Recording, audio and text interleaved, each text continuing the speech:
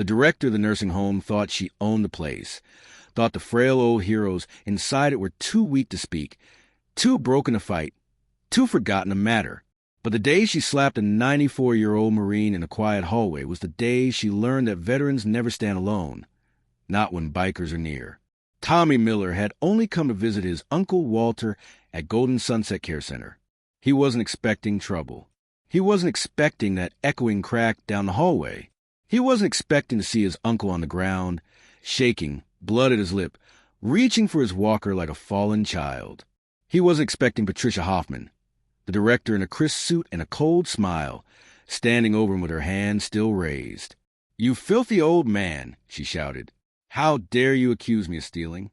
Walter struggled to breathe. "You are stealing the food money, the medication funds, everything." Tommy froze for 1 second, then rushed to lift his uncle. But before he could even speak, the hallway darkened behind him. 14 Hell's Angels, big, tattooed, leather-vested, battle-hardened brothers, were already blocking the doorway. They'd been visiting another veteran down the hall. Now they stare at Patricia like predators studying prey. "What happened here?" Tommy demanded. Patricia straightened, pretending she wasn't terrified. "Mr. Miller fell," she snapped.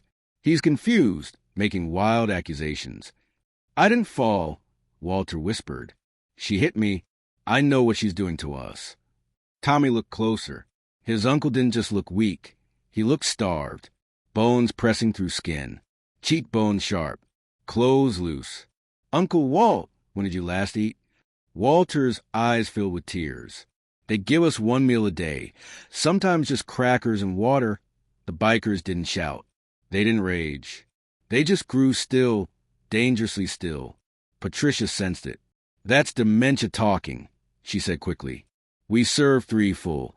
Then you won't mind if we check the kitchen," said Hammer, president of the Hells Angels chapter. "You can't do that." Patricia barked. "This is private property." "Then call the cops," Hammer said. "We'll wait." Patricia went pale. "Everyone out, or I'll call security." A weak voice floated from another room. "Please, help us."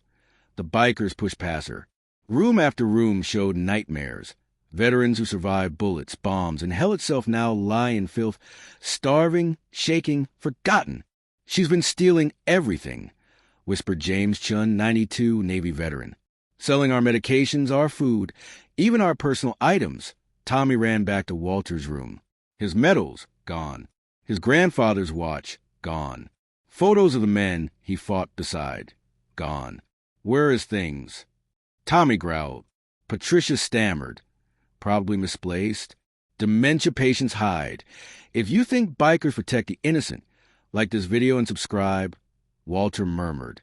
His hands shook as he lifted his phone.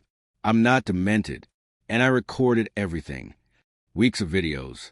Patricia taking cash from families, ordering staff to cut meals, selling belongings, loading stolen items into her Mercedes.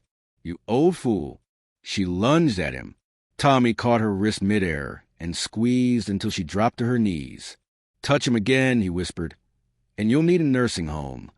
"I'll have you arrested," she screamed. "Please do," Hammer said, filming her. "Let's get the police here." She tried to run, but 3 bikers blocked her path. She sat. They waited. Veterans finally spoke freely. Patricia had starved them for years. Watered-down medications. Let the weakest die first so she could take new residents. And new money. 27 dead. Hammer opened the kitchen. 3 bags of bread. A jar of peanut butter. Enough food for maybe 6 people, not 48 veterans. Her office told the truth. Designer bags, expensive whiskey, stacks of cash, bank records showing over $2 million stolen. They were dying anyway, Patricia muttered coldly. "What difference does it make?" The room fell silent. Hammer stepped forward. "These men save the world. And you ask what difference they make." He dialed a number. "Brothers, we need everyone at Golden Sunset." 1 hour later, more than 200 bikers from every club with veteran members surrounded the building like a protective army.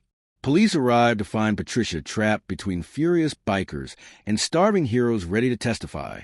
Dr. Sarah Kim, who'd already been suspicious, stormed in with evidence. These men were intentionally starved, she said. This is murder. Patricia was arrested. 48 counts of elder abuse, 27 counts of negligent homicide, but she thought money would save her. The next morning she posted bail. She walked outside, straight into a wall of motorcycles. For weeks they followed her everywhere. Legal, silent, filming, reminding her she was never escaping this. More victims surfaced from 2 other states. The FBI stepped in. Her bail was revoked. At trial, 90-year-old men testified through tears. Walter Miller gave the final blow. I survived Normandy. I survived the Bulge. I wanted to die in peace in the country I fought for. Instead, you tortured us for profit.